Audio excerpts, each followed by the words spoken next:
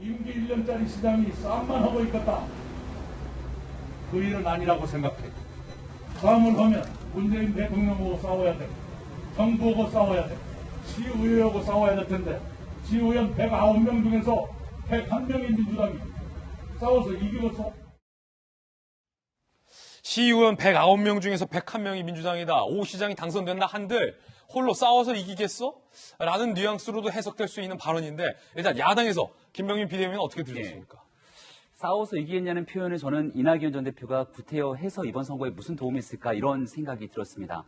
2017년 대통령을 국민들께서 문재인 대통령을 뽑아주셨고 2008년 지방선거에서 이낙연 전 대표가 얘기한 것처럼 압도적인 시의회 의석, 시장, 구청장을 비롯한 지방 권력을 다 몰아줬습니다.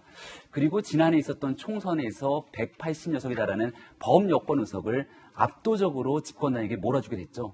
문재인 정부가 이렇게 다 모든 힘들을 모아주게 되면 참 잘할 수 있을 거라 얘기했고 부동산 문제만큼은 자신 있다고 국민 앞에 약속했습니다. 그런데 그 약속이 지켜졌습니까? 지금 현재 많은 국민들께서 오세훈 후보에게 지지를 보내고 국민의 힘이 부족함이 많은 정당임에도 불구하고 이번만큼은 좀 바꿨으면 좋겠다라는 여망을 보여주는 이유는 그렇게 압도적인 의석을 갖고 있는 더불어민주당이 국민의 마음을 제대로 헤아리지 못했기 때문 아니겠습니까?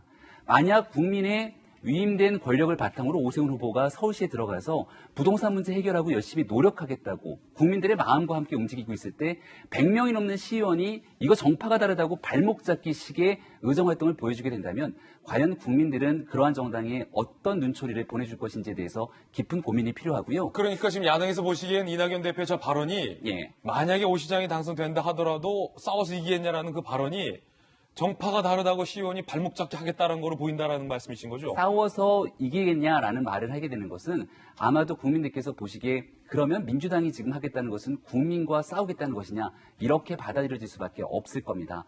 지금까지 약속했던 내용들을 제대로 지키지 못했던 상황이기 때문에 이번 선거에서 분명하게 심판성 보궐선거가 치러지게 되는 것이고요. 이번 보궐선거 당초 더불어민주당의 당원 당규에 따른 상황이었다면 후보조차 내서는 안 되는 선거였습니다.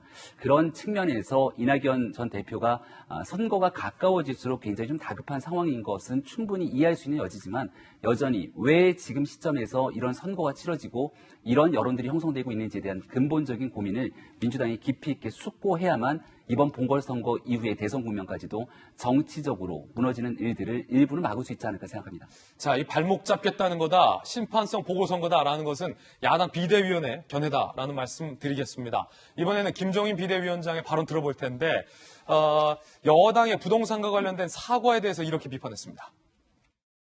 정치에서 후회라는 것은 끝을 의미한다는 것을 저는 말씀드리고 있습니다. 왜 정부가 솔직하게 대국민 상대로해서 부동산 정책의 실패를 자인하지 않고 선거를 앞두고 그저 체면치르러 이러한 실패를 자인하는